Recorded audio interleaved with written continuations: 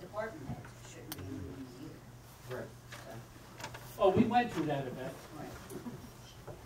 Hello. So, I just wanted to address a couple things. I want to give you, You state your name for the record.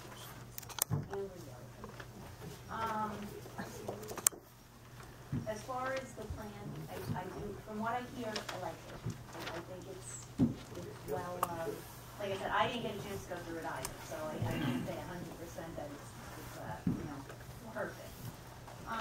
However, we did notice the same instance of, that with all the employees you have on. Now, as far as the ACOs, now, I'm not sure if you guys remember, but when you're an ACO, part of the job description is cleaning the kennels, walking the dogs, pretty much anything that's in the best interest of the animals and their needs. Brandon was the only one that was getting paid separately $12.50 an hour to clean up the kennels, which $12.50 is, to proof is, that's a salary for some ACOs in general. So that's kind of in the job description. So to have full-time shelter attendants, I mean, you kind of pull back on that. My concern is the expertise. If you have a shelter director, I mean, one, you want to do a very active background check that includes everything from criminal record, right down to social media. And then you got to make your logical deduction because there's, rumors and then there's facts. But the whole thing is that when it comes down to aggressive dogs, or let's say you pick up a 16-year-old blind Chihuahua. Well, me personally, if I had to throw in what I think you guys should kind of add as a perk, I think maybe you should have a list of rescues that do specify, let's say, breeds, or special needs animals, or aggressive dogs. I mean, there are rescues that will come and take a dog who pretty much bites everybody, and they will rehabilitate. I mean, if Michael Vick's dogs can be rehabilitated, there's a lot of hope for anything that goes in there. So you have a list of 20 rescues that will deal with anything you may run into, whether it's a senior or, a special needs, a blind dog, a deaf dog, or anything like that. I mean, okay, fine, you won't make any money on the adoption fees, the rest you're going to pull in, but that's lowering your numbers. And, yes, it's a business, but you have to be an ethical business. It really does. That being said, temperament testing certification. If you cut back on so many full-time employees for shelter attendants, when the ACOs could be doing that work as well, because you'll have plenty of ACOs, whether it's full-time and part-time or whatnot, you'll be able to spend a little bit more on salary for someone who has more certifications, more qualifications to oversee what's going on. So not only are they the shelter manager, but they are also someone who can come in and say, okay, I heard you got an aggressive German Shepherd, let me work with the dog and see what I think. Instead of just going right to the meter. I mean, then you have someone who really does love the animals, even if they think the dog's aggressive. Maybe they'll call in a friend, an associate in the business, say, you know what, let me get a second opinion on this dog. Maybe the dog's just scared for the day. There's a million reasons. I got a Chihuahua and he's mean 95% of the time. It is what it is. All right, so a few of the things that I wanted to bring up, which, there's always issues.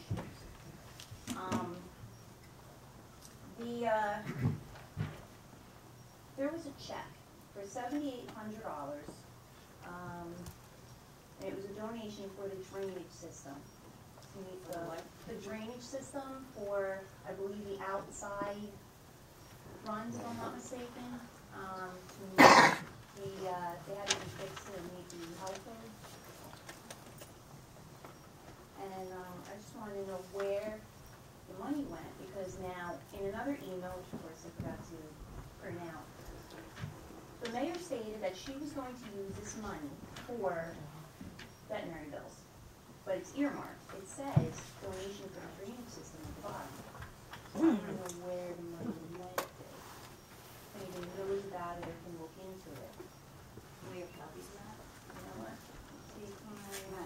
it's up at the corner. There you go.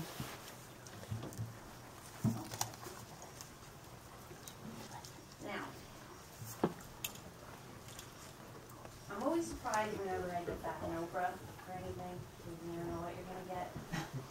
But there's always a problem with violations with Oprah, consistently. This is why there are ongoing lawsuits with municipal clerks, especially over here, because for some reason, the law is ignored, like many other things in the county.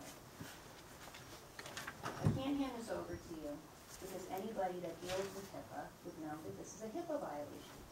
I asked for Josh Merrill's credentials, his ACO license, things like that. I got back his doctor's note. Oh, yeah. And I reported it to the U.S. Department of Health and Human Services.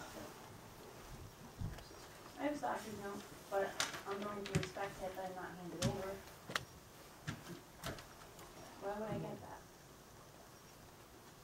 Now, keep in mind, there's no reason I would ever stick up for Josh Merrill, but that alone tells you that there's like no paying attention to the OSHA violations over there. I have an email that was from the mayor, and it was November 30th, so obviously this was a little bit older, but, you know, no matter what we over it, sometimes we get things from 5 months ago, and it's like, when did I over it? And I don't even know. From the mayor, the subject is Michael and Richard, okay, and it went out to Herb Massa, looks like Chris Michaels, and, went to a few of Herb Massa's email addresses. So the mayor writes, issues have gone out with Michael for some time. As I recall, there was a lengthy statement from her regarding Chris Slavicek, and there may be others. We need to compile all of her, meaning Michael, emails, statements, complaints, etc., for Adam being the labor attorney, ASAP. I know I was forwarding a lot of them in the last couple of months to Adam, but let's get them all together for him. Herb, I am not sure if they went to both of your email addresses, but can we get these together so we can move on? Thank you, Nancy. Well, first of all, rarely do you get emails from Michael. Obviously, the mayor's the only one that can get them. And basically, this was all about attempting to prove her innocence, like through email, with his backdoor attorney and things going on. You know, and wanting to throw you guys under the bus for that. And then I have this one from the mayor to Estrada. Let me see. Good morning. I'm emailing in regards to the shelter, to the animal shelter intrusion on Thursday, November 13th, 2014. I have not heard or been asked anything regarding the incident. I have attached my statement. First, I didn't get. This was from Rich Chalice.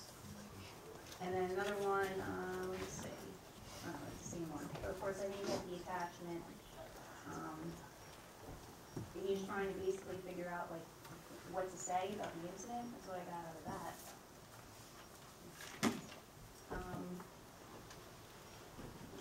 This one. This is from the mayor to the borough attorney.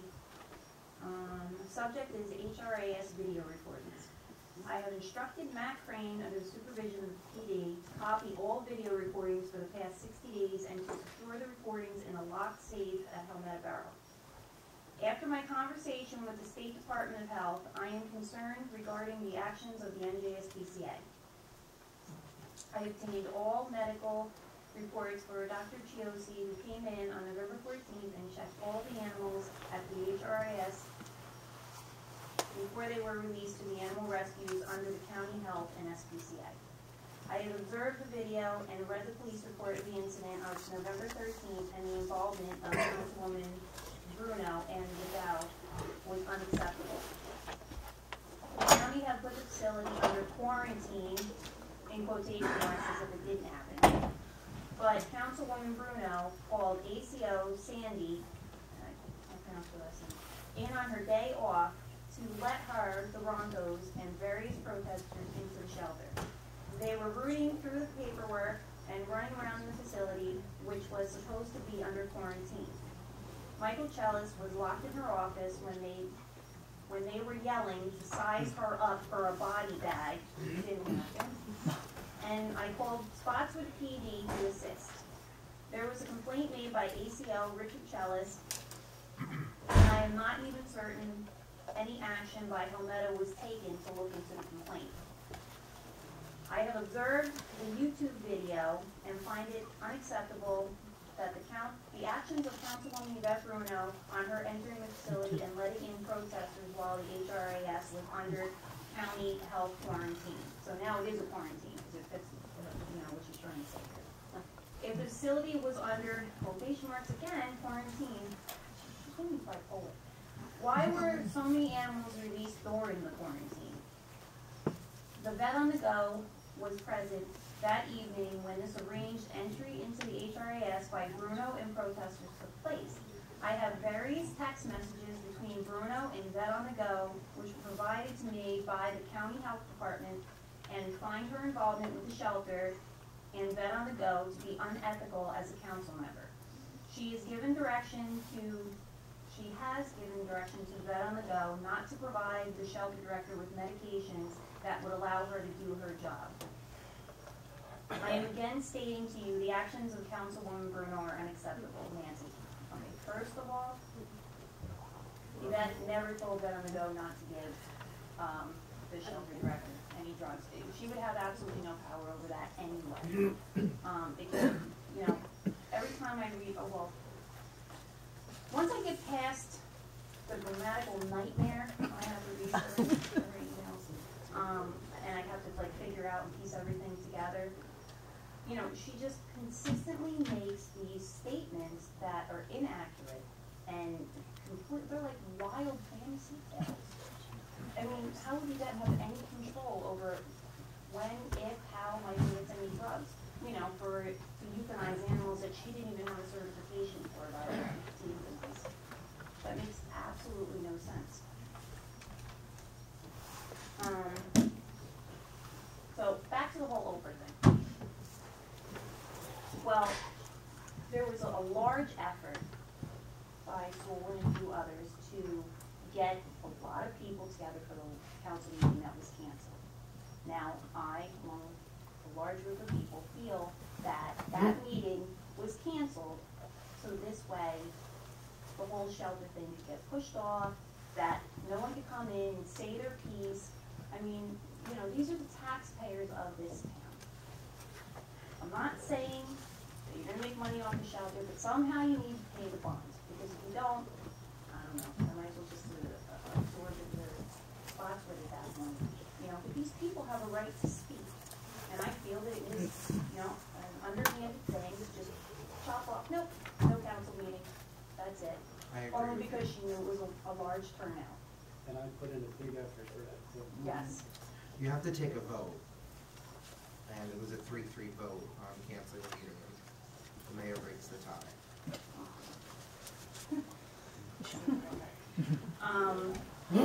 But what bothers me is that there were things like,